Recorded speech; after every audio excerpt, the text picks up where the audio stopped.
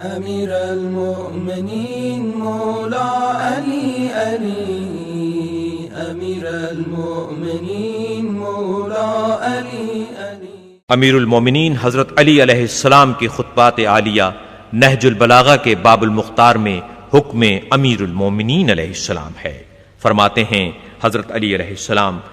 میں نے اللہ سبحانہ کو پہچانا ارادوں کے ٹوٹ جانے، نیتوں کے بدل جانے اور ہمتوں کے پست ہو جانے سے۔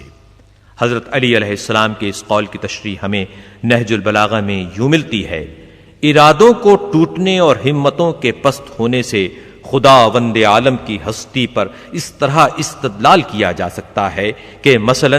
ایک کام کے کرنے کا ارادہ ہوتا ہے، مگر وہ ارادہ فعل سے ہمکنار ہونے سے پہلے ہی بدل جاتا ہے اور اس کی جگہ کوئی اور ارادہ پیدا ہو جاتا ہے۔ یہ ارادوں کا عدلنا بدلنا اور ان میں تغیر و انقلاب کا رونما ہونا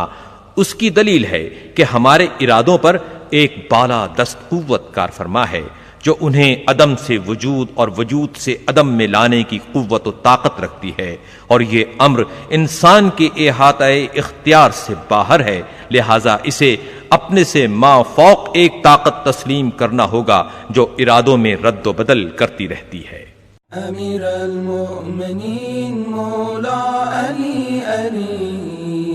امیر المؤمنین مولا علی علی، امیر المؤمنین مولا